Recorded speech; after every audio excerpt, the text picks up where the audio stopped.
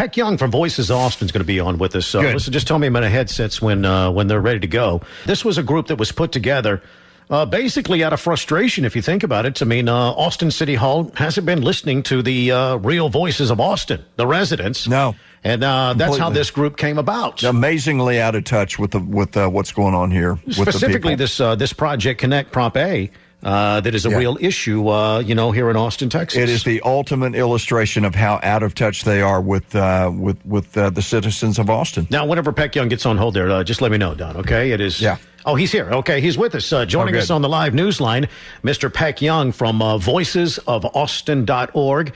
Mr. Young, thank you so much for joining us here on the Todd and Don Show. I appreciate y'all having me. Absolutely, man. You're doing some incredible work at getting Austinites educated about this Prop A.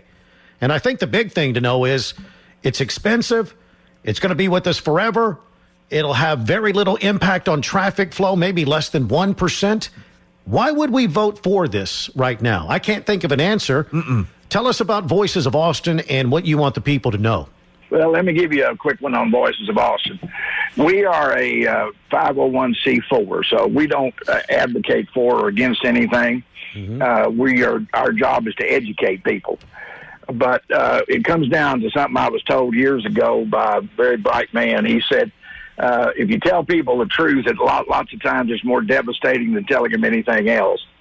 And we're a bipartisan organization, and our purpose is to just tell the truth about things, not just Prop A or Project Connect, but also about Code Next and about what's going on with the police. Those are our three major issues. Absolutely. And now Prop A is on the ballot, so that would be the funding for Project Connect to the tune of $7 billion. Tell us about some of the details of this proposal. Well, let me tell you a little bit. What caused it to come into existence was survey research that showed that 82% of the people of Austin are concerned about the direction the city's going in. And the Prop A Project Connect thing is one of the top issues. They're also concerned about the destruction of their neighborhoods by Code Next. And frankly, they're concerned about what's happening with our police. To talk about Prop A, this thing is not just worth $7 billion. That's just the down payment. They project 10. They don't have any real engineering or environmental studies, so that number's their best guess. And what disturbs us is they are announcing in a time of the pandemic, of increased unemployment, of time when people are having a hard time paying their mortgage, paying their rent, paying for necessities, if they think we ought to just do this thing, and it's going to raise homeowners' taxes 25%, almost 24.6%, renters rent 26.2%, and those numbers don't come from us; they come from the tax office. And the truth is that what we found by looking at their C&E reports, the campaign and expenditure reports, is they have basically sold this project to two engineering firms that are going to be helping to build it, and three big real estate firms and the soccer people who are going to build the soccer stadium. And they represent 65% of these people's money they're getting from. These people represent 65% of their corporate donations and 57% of all their donations. Wow. And we think people ought to know factually that though they claim they're doing social justice, what they really are is just selling this project to people who are going to make a profit. Yeah, and it doesn't sound like something that's going to make this city more affordable. That's for sure. With that tax increase. It's not. They talk about how in their mailer they just sent out, this is going to be more affordable.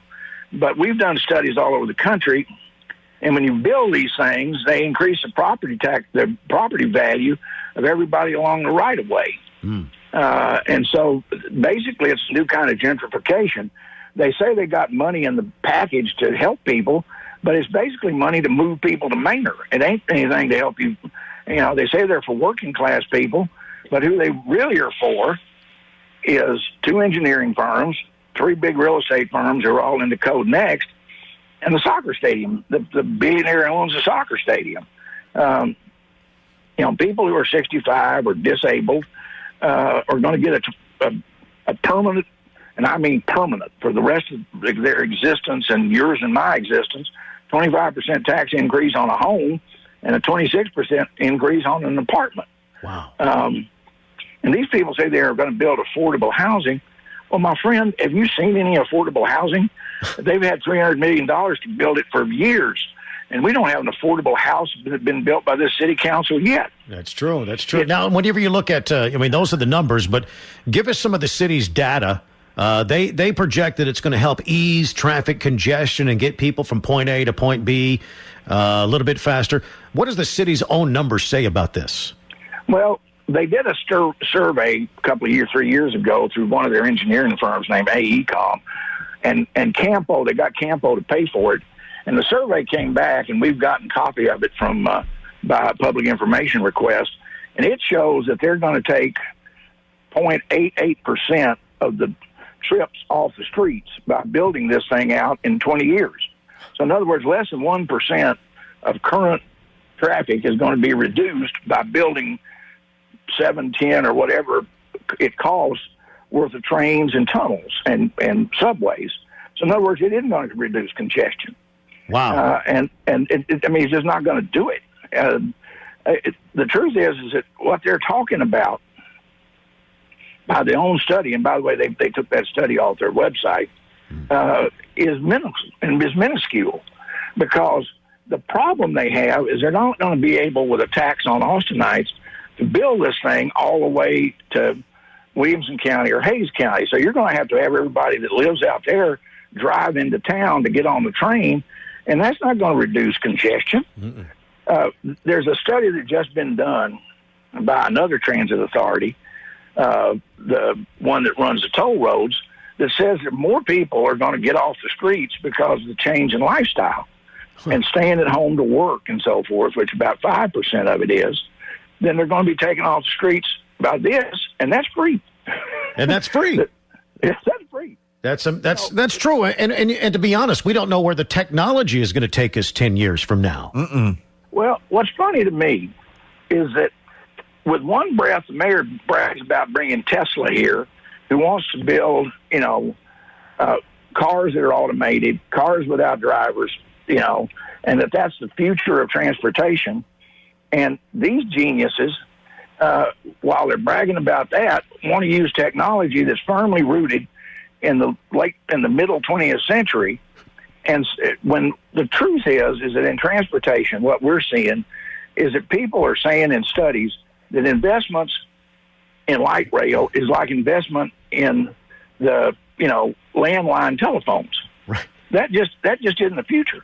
Absolutely. Pack Young, we're up against the clock here. Thank you so much for joining us here on the Todd and Don Show. I know you guys have a ton of information on this, not just transportation, but public safety as well.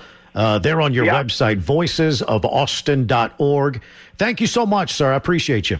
My pleasure, and I appreciate you having us on. Anytime. Absolutely. Voicesofaustin.org. Ain't nothing wrong with landlines. 9:12 here at KLBJ. Landline. The Todd and Don Show.